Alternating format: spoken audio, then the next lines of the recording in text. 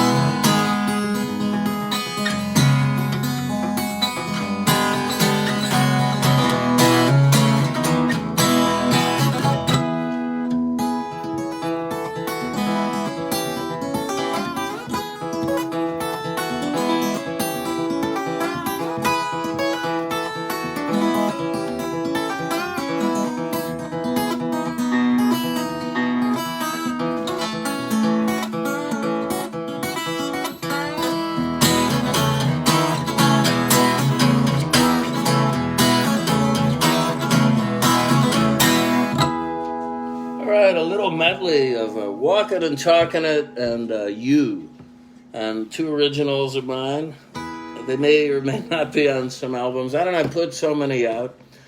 I recently redid, thanks to Catherine Barner, my wiki page, so I think there's a pretty good discography there. Also at www.garylucas.com. I've also recently acquired many rare copies of these albums in their hard CD format, and those are available.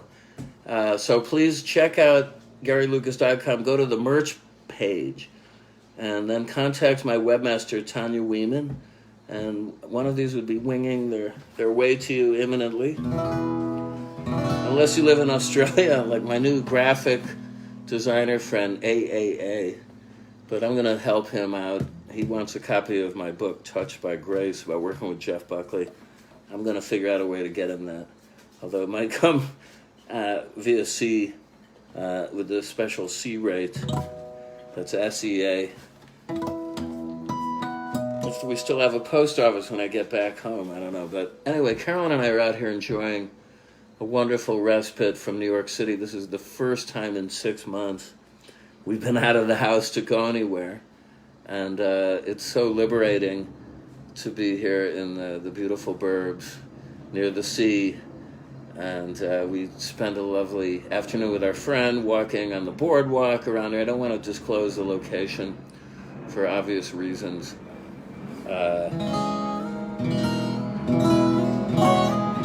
What are the reasons? There are no reasons other than we want to maintain a facade of anonymity here.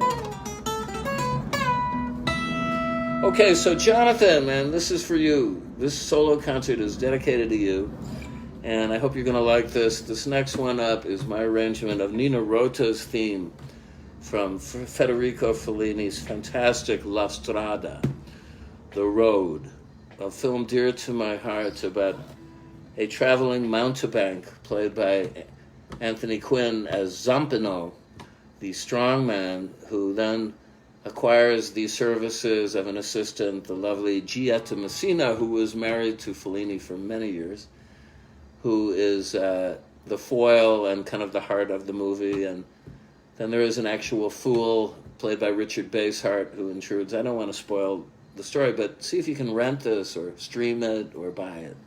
I would prefer to buy it and own it, as I do, because it's one of the greatest films, I think, in the history of cinema, and the music is right up there. So.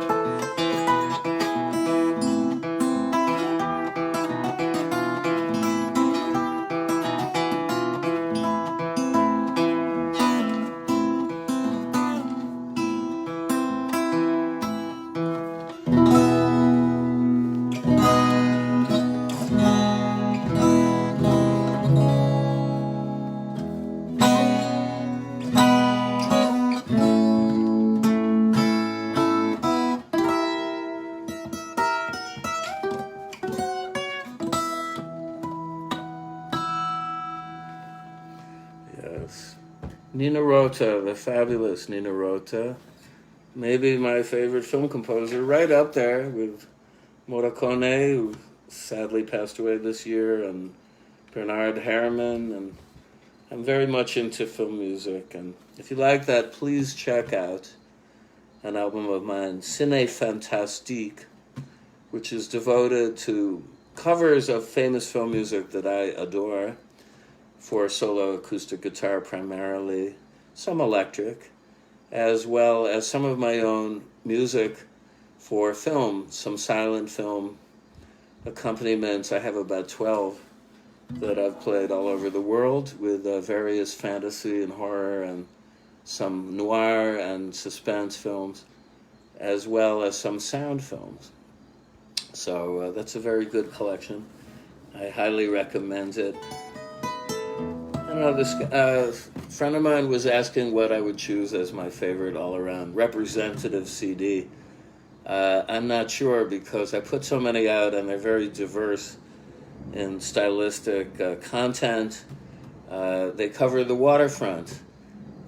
Maybe, I would point people to the very first one, actually, called Skeleton at the Feast, which was representative of my solo show, Electric and Acoustic, around 1990 and recorded mainly in Holland.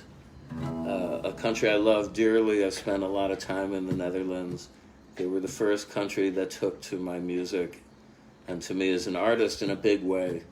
And I can't wait to play there again. I'm working on it. Okay, so gonna do a little more blues here. That was kind of a blues, wasn't it?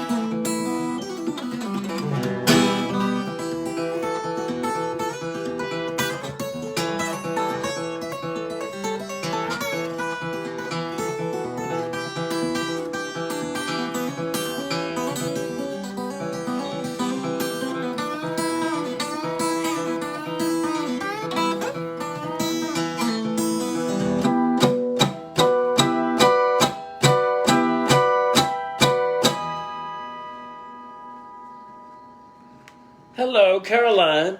What time is it? I got lost in my plane and I ain't got a watch. 3:21. Okay, so we got a few more minutes. And as Jonathan is a good supporter and a friend, he sent me a beautiful mask at the beginning of lockdown with a skull and roses motif. Could have been a Grateful Dead inspired number, though it came from Japan, but I know they have a lot of Dead fans there. I'm going to do some Chinese pop music in honor of his girlfriend Ling. And funnily enough, I was married to a Chinese woman named Ling for nearly 5 years. Ti Ling Ling, who became Ling Lucas, the infamous Ling Lucas. And I believe she's presently managing, the personal manager of Zhang Ji, who is a big Chinese movie star in mainland China, who was, I guess you might have seen the film Crouching Tiger, Hidden Dragon. She's the little pigtailed kung fu girl in that, but then when she got a little older, she's in Rush Hour 2 with Eddie Murphy and Jackie Chan as a dragon lady, and she's very good calling card for Ling, I would suppose. So, and I wish her the best wherever she is. So this is music from an album that I actually recorded in '97, but it took 3 to 4 years for it to finally come out. The story was that I ran into a guy, was working on all sorts of music, and then I always loved the music from Shanghai, 1930s period. It's some of the most sublime music on earth, I think, and there was an amazing kind of fusion going on there in the dance halls and in music halls and in the recording studio and in movie studios. So there was a confluence of energy, Shanghai being a free port where you could enter and leave without a passport during World War II. It was a haven for all sorts of refugees, many artists, a lot of people fleeing Nazism and communism and fascism wound up there, many Jewish refugees too. It was known as the port of last resort to just get out of the way of the Anschluss. So in this cauldron, this hothouse of energy, this amazing fusion took place in which some of the black jazz of the period, spearheaded by Buck Clayton, who was later to join Count Basie Orchestra. Buck Clayton signed on for a 2-year residency with his band, the Harlem Gentlemen, in '37, and took a steamship from San Francisco all the way to Shanghai, and then made appearances in the Canadrome, which was a club right by the dog racing track in Shanghai, hence the name Canadrome, like canine.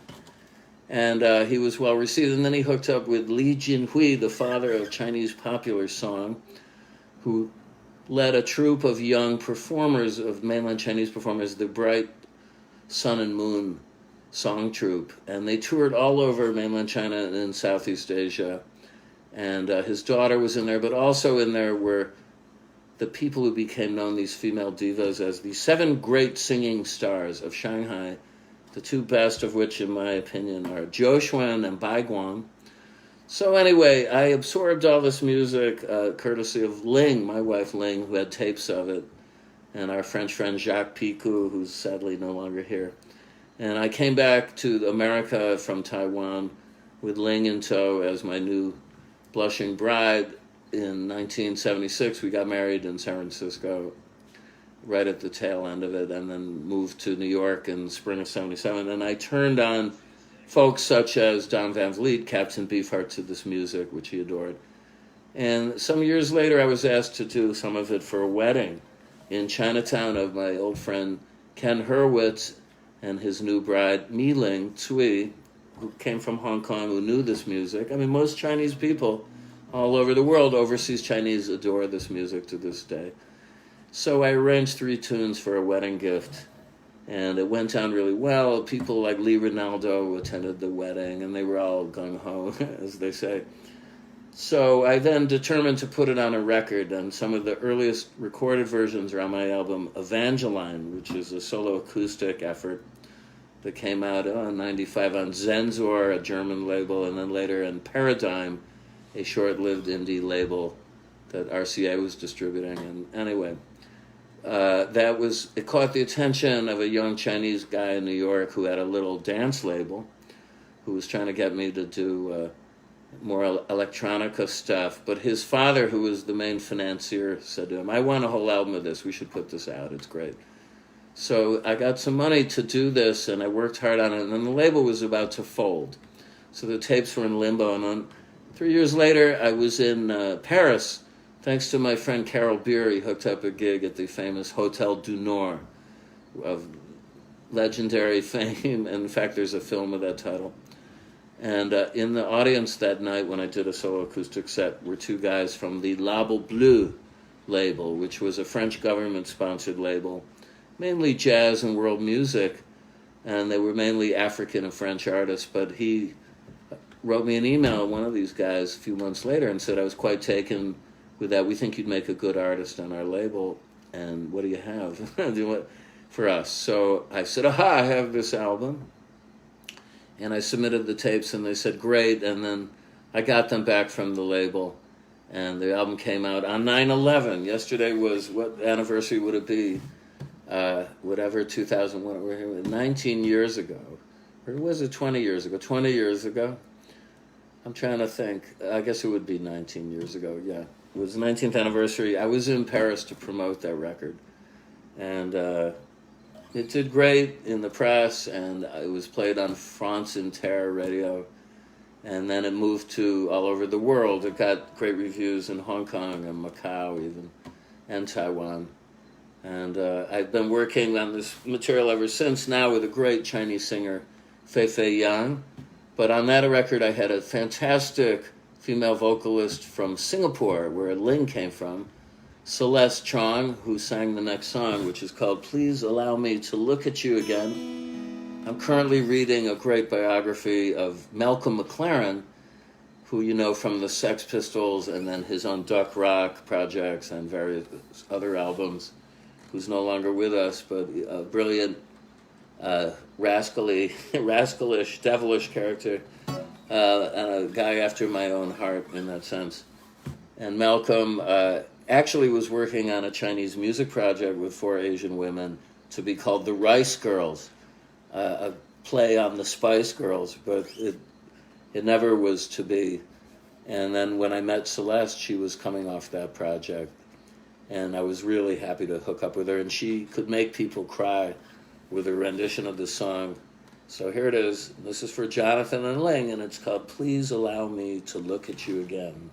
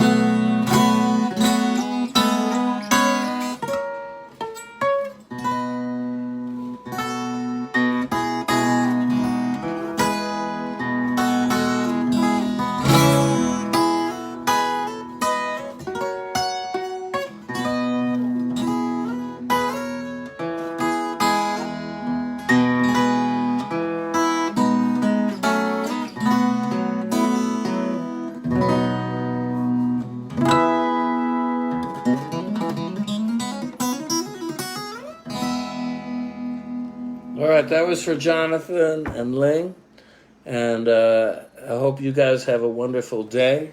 I think yesterday was the technical anniversary, but I don't do shows on Friday unless I have to, so please tune in again this Tuesday. I'll be back in the city with a bunch of new stuff for you, And until that time, please visit my virtual tip jar at PayPal. And I just want to say it's a pleasure to play for you. As always, love you guys, and I'll see you on Tuesday. Take care. Have a great weekend. Bye now.